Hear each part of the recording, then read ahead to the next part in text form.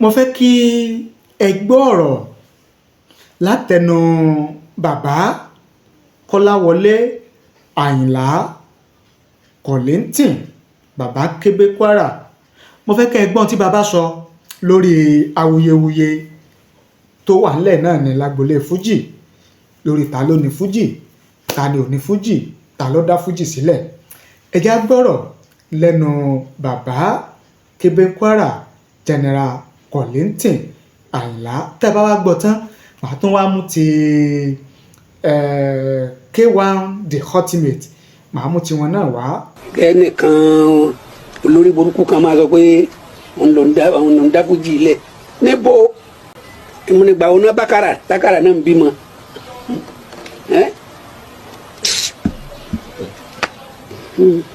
bí Sikiru ò bá sí mọ́ wọn ní tí ọba bá kú ọba ní kù, tí bàbá bá kú bàbá kan ní tó kù.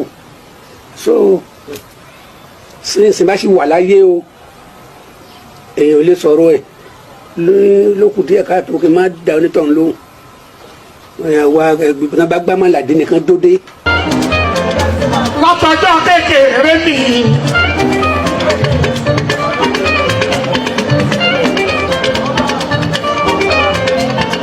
gbogbo nǹkan tí mo ní ni mo fi kọ́ṣẹ́ FUJI. Sikiru ló pè FUJI.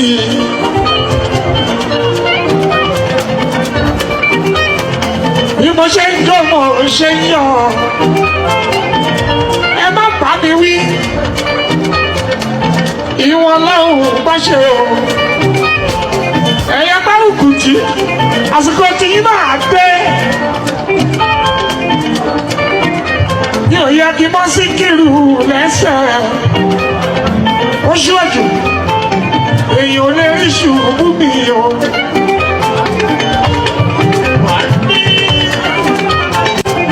ṣẹ̀rí ilé ayé mi kò lè ṣe ó ju olú ọmọ Lagos. ọmọ aláìmọ́kọ́ wọ́n sì ń sọ pé kò lè ṣe. ó jẹ máyégún jẹ náà kò tí ì lè ṣe. ó jẹ lórí ọmọ ọba Akilẹ̀ jẹ fún mi lápapọ̀. bá mi ló pè fún mi. ọ̀rọ̀ ti yé ẹ̀yin ọ̀jọ̀gbọ́n, ẹ̀yin onímọ̀, ẹ̀yin olóye. Ẹ wá jẹ́ ká lọ sí èyí tá a mú wá lónìí gan. Tẹ́ ẹ bá gbàgbé, tẹ́ ẹ bá rántí, mo mú prógrámù kan wá fún yín ní ìjẹta tàbí jẹrin tí mo ti ka write up ẹnìkan, ohun tẹ́niyẹn kọ gẹ́gẹ́ bí ìwòye àti èrò tiwọn lórí wọ́ọ̀wọ́ọ̀ tó tún bẹ́ sílẹ̀ lágbolé FUJI lẹ́nu ọjọ́ mẹ́ta yìí. mo mú wá fún yín, mo kà fún yín, tẹ́yìn náà sì gbọ́. ṣùgbọ́n mo máa ń sọ fún yín lórí ìkànnì yìí pé oníkálukú ló lẹ́tọ̀ọ́ láti sọ èrò àti ìwòye lórí ọ̀rọ̀ tàbí ṣẹlẹ̀ tó bá ń ṣẹlẹ̀ láwùjọ. bẹ́ẹ̀ ni mo sì máa ń sọ pé èrò kípa pọ̀, ojú ọ̀tọ̀ọ̀tọ̀ lóníkálukú fi máa ń wu ọ̀rọ̀, òye ọ̀tọ̀ọ̀tọ̀ la fi máa ń gbé ọ̀rọ̀ ìṣẹ̀lẹ̀ tó bá ṣẹlẹ̀ láwùjọ. ìgbà tí mo wá mú write up tó jẹ́ bí èrò àti òye tẹniyẹn wá, ẹlòmíì náà tó wá padà kọ message gẹ́gẹ́ bí èrò àti ìwòye tí wọ́n sí mi láti fi kanta ohun tí tẹni àkọ́kọ́ yẹn, ohun tí wọ́n sọ, ohun tí wọ́n wí. bóyá ká ṣe báyìí kọ́rọ̀ kó lè bá yé yín. màá mú ti ẹni àkọ́kọ́ yẹn, màá tún mú wá fún yín, ó máa jẹ́ bí recap. tó jẹ́ kí n fẹ́ ṣe báyìí ni pé kọ́rọ̀ ó lè bá yé yín, kẹ́ ẹ lè mọ ibi tọ́rọ̀ yẹn ti bẹ̀rẹ̀. tẹ́ bá wá gbọ́ recap ìwòye àti èrò tẹniyẹn tán tí mo mú wá fún yín, tí màá tún mú wá yìí, tẹ́ bá gbọ́ tán, wọ́n á fẹ́ kẹ́ ẹ farabalẹ̀ kẹ́ ẹ gbọ́ èrò tẹlòmíì náà, tẹlòmíì náà fi kanta ohun tí ẹni àkọ́kọ́ yẹn sọ. kẹ́ ẹ wá jẹ́ ká jọ gbé méjèèjì yẹ̀wò, kẹ́ ẹ jẹ́ ká fòye gbé, kẹ́ ẹ jẹ́ ká jọ fi làákàyè gbé. tẹ́yìn náà bá wá gbọ́ méjèèjì mo wá fẹ́ kẹ́ ẹ jẹ́ kí n mọ ìwòye àti èrò tiyín lórí àwọn méjèèjì gan kájọ fọ yẹ́bẹ́yẹ́bẹ́ ṣé gbàgbé pé n tá a ṣe ìgbékalẹ̀ ìkànnì yìí fún òun náà ní láti jẹ́ pé kókàlùkọ́ máa fi ìwòye àti èrò tiẹ̀ hàn lórí ìṣẹ̀lẹ̀ àti ọ̀rọ̀ tó bá ń ṣẹlẹ̀ láwùjọ kí oníkálukú wa ká lè máa lékún nínú ọgbọ́n ká lè máa lékún nínú ìmọ̀ torí pé wọ́n máa ń sọ wípé téèyàn bá ní etí ìgbọ́rọ̀ téèyàn bá sì ní ìfarabalẹ̀ láti gbọ́ ọ̀rọ̀ ẹnu ẹlòmíì kò sí bí ọ̀rọ̀ ẹnu ẹlòmíì ṣe fẹ́ korò lára èèyàn tó téèyàn bá sì fẹ́ jẹ́ ẹni tó máa ń kọ́gbọ́n yóò ṣe kíni yóò rí nǹkan kan tàbí méjì dìmú nínú ọ̀rọ̀ nínú ìwòye tẹlòmíì téèyàn ó sì fi lékún nínú ọgbọ́n nínú ìmọ̀ nínú òye bẹ́ẹ̀ ni kí n má pọ̀ lọ́rọ̀ ẹ jẹ́ ká gbọ́ méjèèjì tẹni àkọ́kọ́ àti tẹni ẹ̀kejì kájọ gbọ́ méjèèjì tẹ́ bá wá gbọ́ tán kẹ́ wá jẹ́ kí n mọ ìwòye àti èrò tiyín lórí rẹ̀.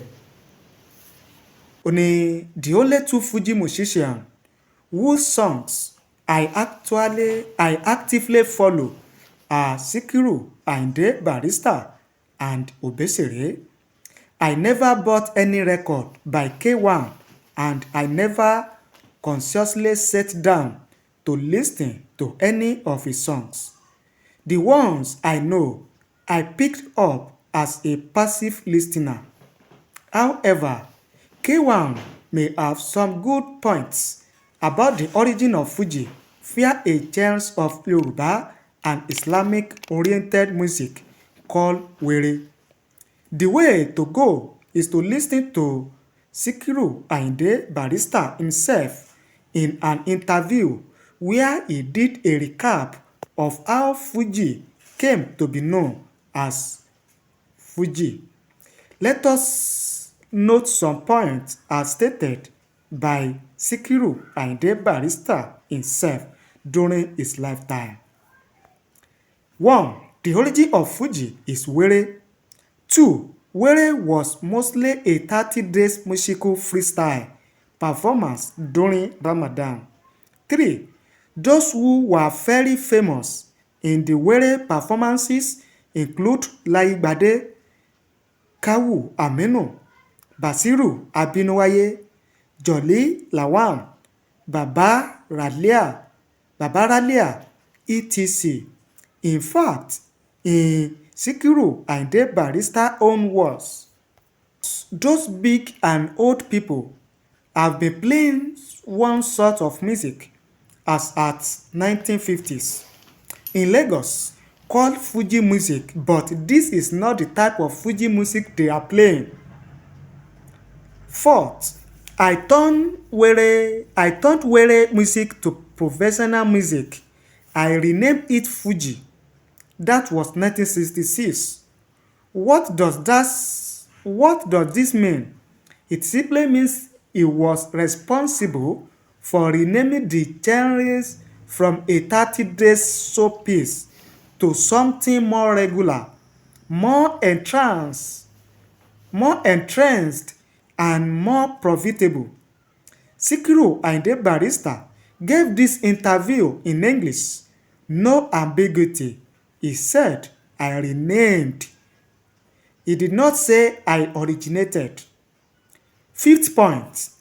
Why no one has disputed Sikiru Ayinde Barrister's claim that he coined the name Fuji for the genre, I find the claim contradictory.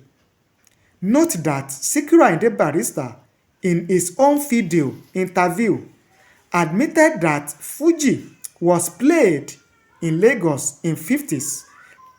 For what it is worth, I also find his explanation of the origin of the word Fuji very votive, while he claimed he got to know about a mountain called Fuji in Hong Kong and that Fuji means love. Simple research will show that the mountain is in Japan and its etymological meaning tilts toward the translation immortal or never-ending than love. Now, general analysis. If were is a genre of music and all Sikiru Ayinde Barrister said he did was to rename and make the brand of music professional, can we say it should be cast with the title of the originator? Question. Football is said to have originated in England, but simple research of the topic will show that football had its roots in medieval times as it was played in China, ancient Rome, and few other places under various rules. What England did was standardize it into modern fashion we have today. Yes, we may choose where to stand on the topic, but the truth is that both sides of the argument about the origin of football have merits. Sikiru Ayinde Barrister did not say, "I invented were," the undisputed precursor to FUJI. All Barry did was rebrand from 30 days Muslim events to a wider audience and rename from Were to a new name, the Cherries.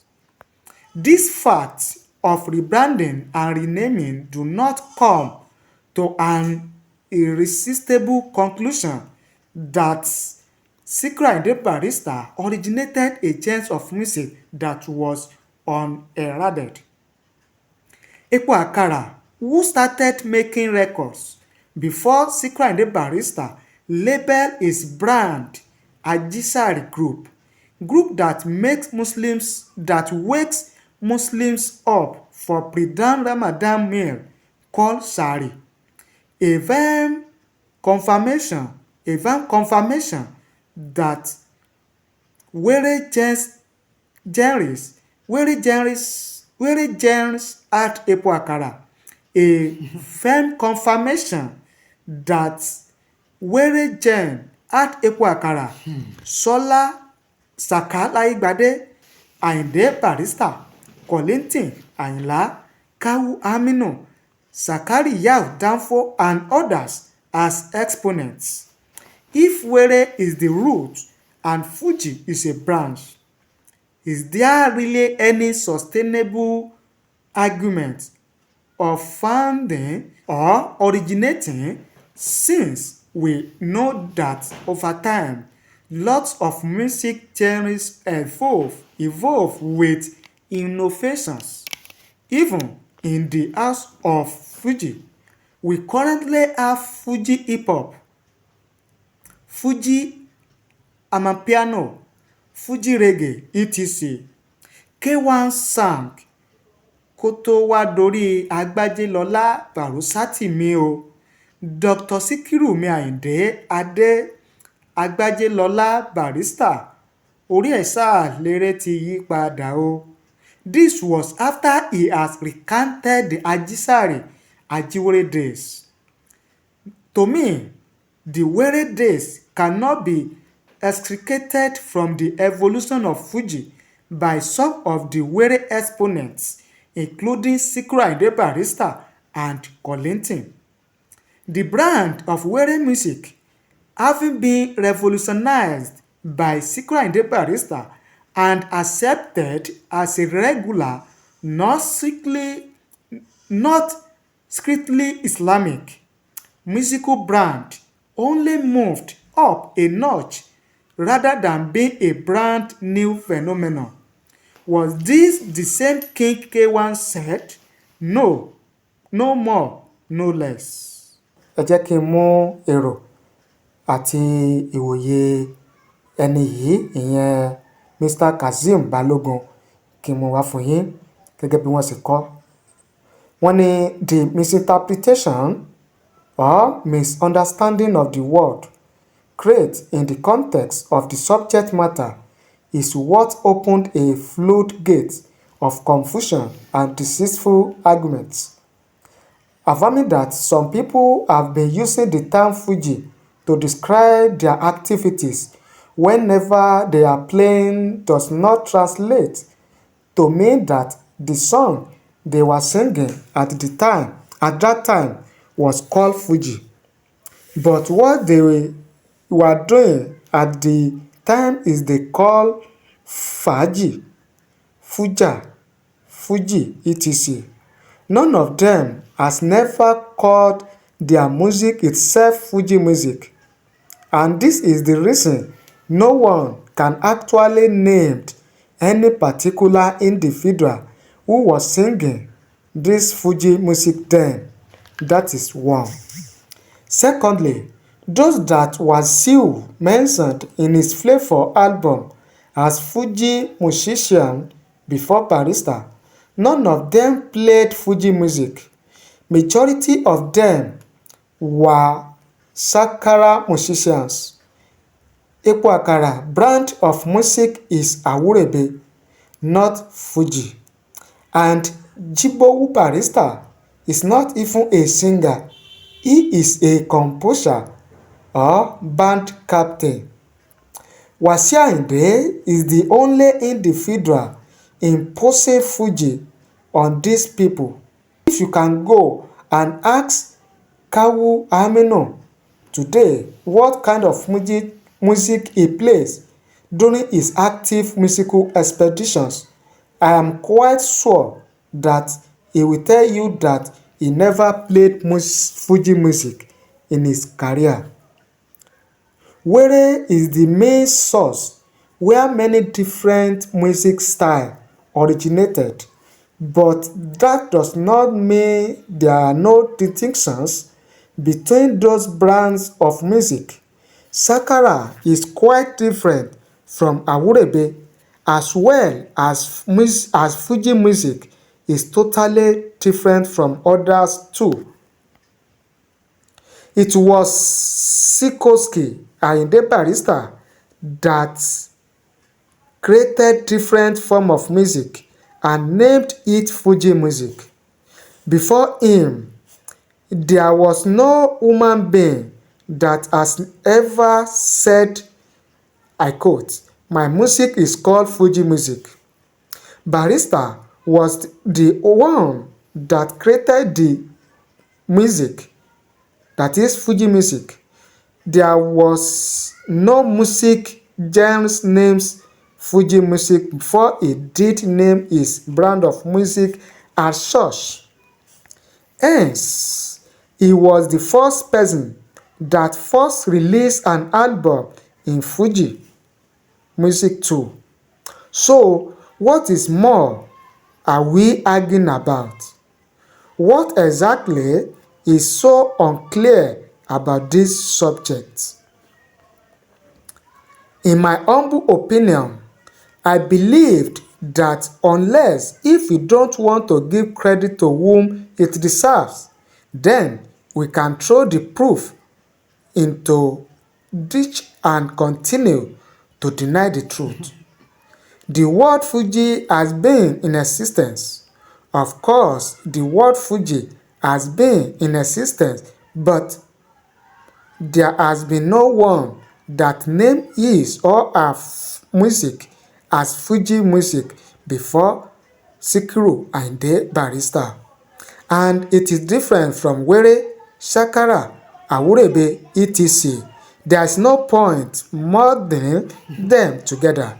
They are different and they are not the same. Mo lérò pé ẹ ti gbọ́ tẹni àkọ́kọ́, ẹ ti gbọ́ tẹni ẹ̀kejì. Mo wá fẹ́ kí ẹ jẹ́ kí n mọ ìwòye àti èrò tiyín gangan. Ẹgbẹ́ tàkọ́kọ́, ẹgbẹ́ yẹ̀wò, ẹgbẹ́ tẹni ẹ̀kejì, ẹgbẹ́ yẹ̀wò, kẹ́ wá jọ́, kẹ́ yọ́pò, kẹ́ pápọ̀, kẹ́ jọ́, kẹ́ wá jẹ́ kí n mọ èrò àti ìwòye tiyín. Kí gan lẹ̀yin mọ̀? Kí lójú yín tó? Kí létí yín gbọ́? Kí lójú yín rí nípa ìtàn FUJI gan? Ẹ fi ṣọwọ́ sí mi láàyè comment nísàlẹ̀ fídíò yìí. Màá kà á, màá sì ṣe àgbéyẹ̀wò rẹ̀.